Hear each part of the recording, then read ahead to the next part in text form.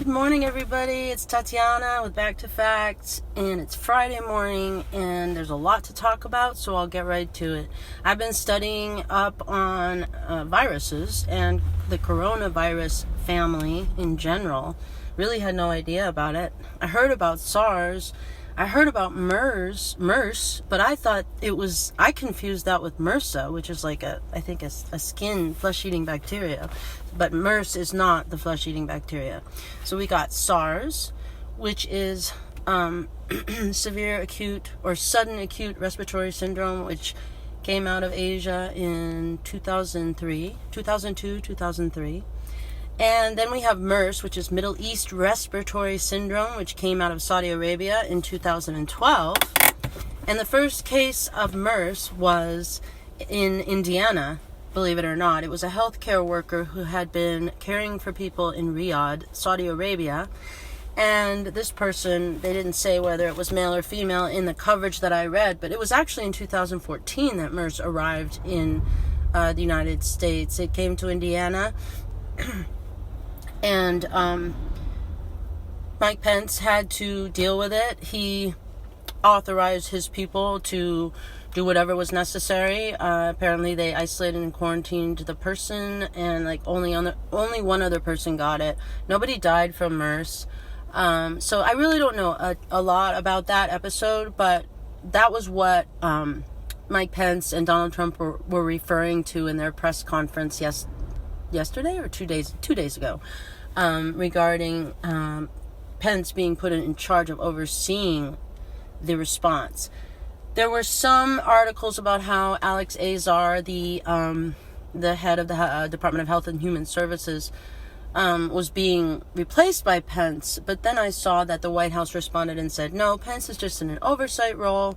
Alex Azar is still working on the coronavirus response, although Trump did say he wanted Alex to work on things like lowering drug prices. Then you got Bernie Sanders tweeting that, it's disgusting.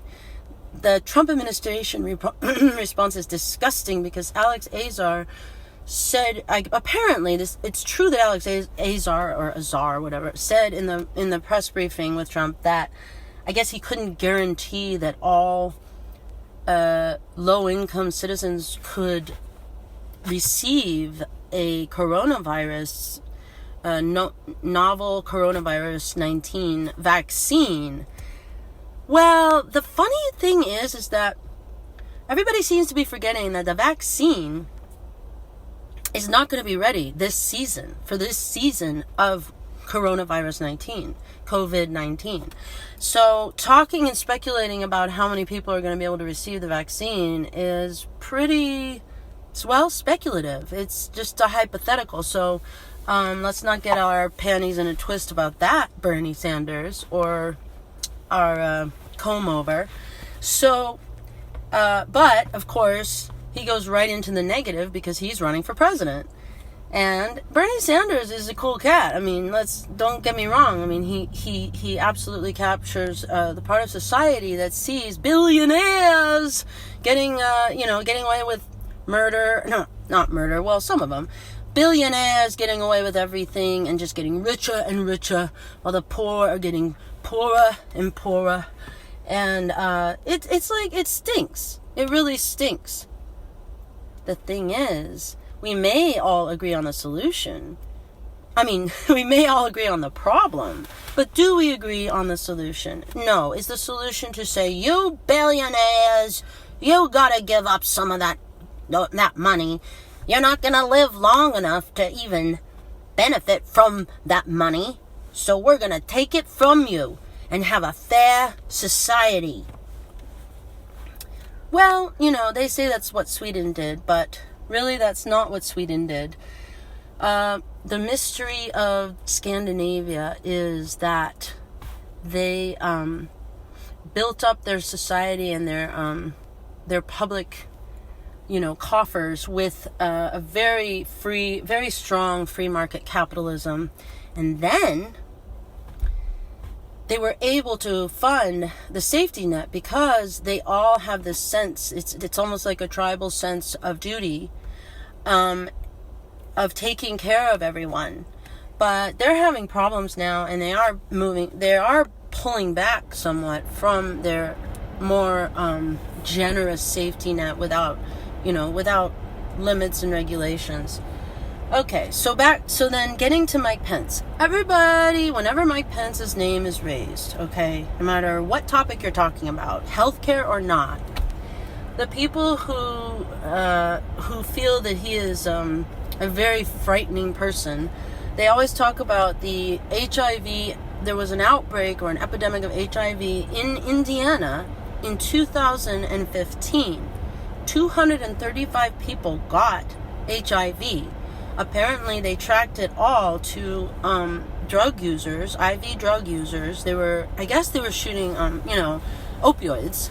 They were shooting oral opioid pills into their veins, and because Mike Pence did not agree to a clean needle exchange program fast enough, 235 people contracted HIV. So, it's not like, agree to it. This is the solution. You've got to do it. You're such a homophobic asshole or whatever. That's not exactly how this issue is framed. I mean, I just saw on the news last night that in San Francisco and also just the Bay Area, they're trying to set up shooting up centers for IV drug users to shoot up in a safe place that's off the streets, because otherwise all the needles end up in the streets along with the poop. And so you got citizens at their city council meetings who are very angry about having places to shoot up because they're former drug users, and they feel like this is encouraging people to continue to use drugs. So you got to understand, like, just because Mike Pence is Christian and follows the Bible literally does not mean that he is a dunce when it comes to taking healthcare measures. I mean, there are an awful lot of people who feel like IV drug users shouldn't be encouraged with clean needles. Now, we've had clean needle provisions for quite a long time in this country in the major cities. So it seems to me that there would be a practical solution to identify the IV drug users and to make sure they're not sharing dirty needles. It would seem like in a large city like San Francisco that would be harder to do, but it seems like in Indiana you could probably keep track of the amount of people who were sharing needles. So I feel like that controversy is kind of a moot point. I mean, I am sad for the 235 people who contracted HIV because they were sharing dirty needles. Is it Mike Pence's fault? Well, hindsight is 20/20. There are a lot of ways that we can solve issues, and we need to think creatively. But there was an article in the Indy Star, which is the Indianapolis paper. They I guess they partner with USA Today online, and so it looks like USA Today layout. Anyway, they had a pretty thorough article about Pence's record on health. Pretty much said what I just told you about the HIV crisis, and then also he apparently, his assistant, I forget her name. She's of Indian origin. They created a Medicaid-like program for those falling 130%. Below the 130% of the poverty level. So it was like the donut hole where people's medical needs aren't met, and so they got 500,000 in Indiana, 500,000 Hoosiers on the program, and apparently it was pretty successful. And yet critics say, well, Indiana was 45th in the U.S., ranked 45th in overall health, and the article from the Indy Star said, well, Indiana has had a low ranking for a very long time, and now that could be due to economic factors, people moving out, factories moving out, the opioid crisis. But they're saying that a lot of the reasons for the low ranking of Indiana health was because predated Pence. He inherited the healthcare crisis, kind of like Barack Obama inherited the recession. So, that is the whole Pence thing. We really, it remains to be seen what is going to happen with coronavirus, but here's another thing about coronavirus. Okay, why is it called coronavirus? I don't know the origin of the name, but there is a family of them, right? So we've already had SARS, we already had MERS, and now is this new one that came out of Wuhan, China. This is where the plot thickens. I was just looking into some of the rumors that have been going around about Wuhan, and I would just like to say, Snopes and PolitiFact or whatever have been saying, the guy who was arrested at Harvard, he was the chair of the chemistry department, and he was arrested for not disclosing to the National Institutes of Health or DARPA that he had gotten $1.5 million to start up a lab in Wuhan, China, at Wuhan University, which is one of the top 10 universities in China. He was arrested, and and Snopes was quick to point out, oh no, there's no connection with the coronavirus, the novel coronavirus, no connection at all. But we do know that he dealt in nano health, nanomedicine. He's actually a pioneer. So there's that. But another thing that I did establish yesterday, I double checked, is that Wuhan University has the only Class 4 microbiology lab in China.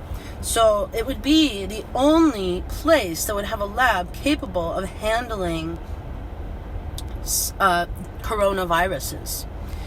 So that's interesting, because there's no other place in China where that is. And then I did a deep dive, because a lot of the more mainstream media places were claiming that there's no evidence that China accidentally let loose a bioweapon from their microbiology lab in Wuhan. And I found a New York Post opinion piece by this guy named Stephen Mosier.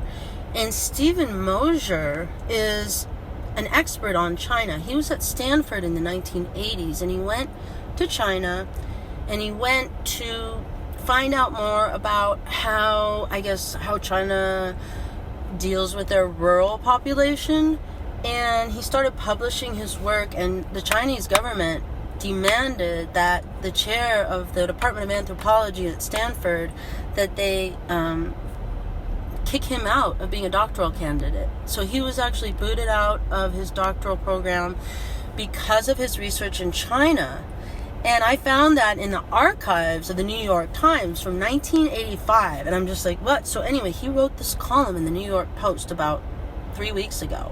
And he said, oh yes, it's highly likely that the lab at Wuhan University accidentally let the coronavirus loose. Now, I don't like conspiracy theories, but this guy, he's authored many books.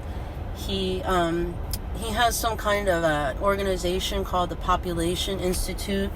He's anti-abortion, because I think his research in the 80s was on the fact that China was doing forced abortions. They were forcing women to get abortions, and this really angered China, so they demanded that he be disciplined by Stanford. And he was. So that guy's interesting, but he said the microbiology lab is right near a market, is right near a meat animal market, which we all kind of heard about. But those markets do not sell bats, which is what most people say was the host for the virus before it got transmitted. Then there's also this little animal, it's like a anteater type thing that possibly was the carrier. And this writer, it was his opinion in the New York Post, this writer said that some of the lab workers, and again, I do not vouch for this, okay? This is just what he said. He said some of the lab workers will sell their test animals to the market to make a little extra cash on the side, which sounds like, really? Bonkers. It sounds very disturbing.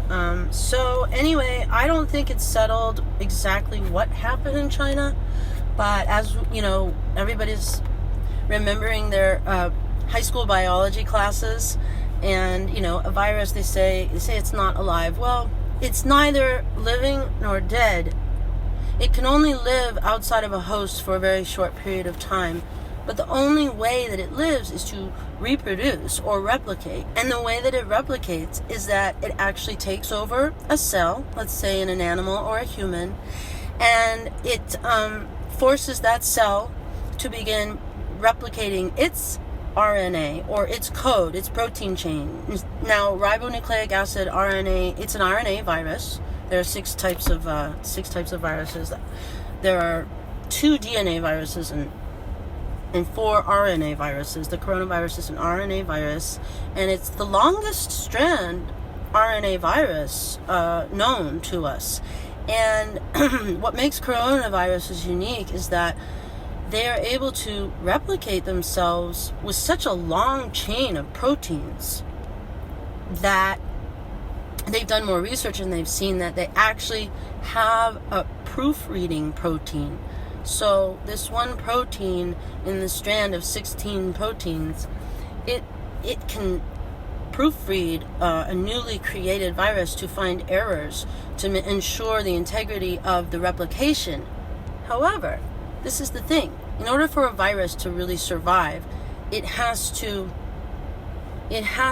keep the traits that made it an effective virus in the first place, right? So it has to keep enough of those traits, but it also, a mutation, it enables it to evade